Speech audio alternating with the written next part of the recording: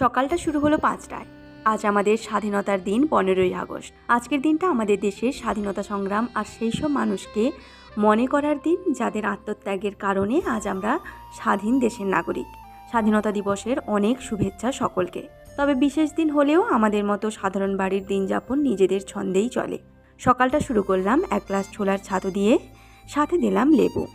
শিলিগুড়িতে ভীষণ গরম, আর এই গরমে 10টার দিকে আলু ঢ্যাঁড়স ভাজলাম পান্তা ভাত খাওয়ার জন্য, বাঙালির প্রিয় ব্রেকফাস্ট। তারপর অন্যান্য কাজ সেরে নিলাম আর চললাম রান্নার দিকে।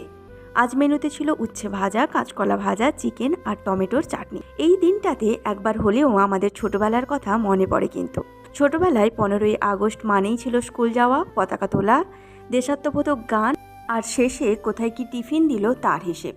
সেই সাধারণ দিনগুলো এখন সুমধুর স্মৃতি। এই ছিল আজকের ছোট্ট মিনি ব্লগ।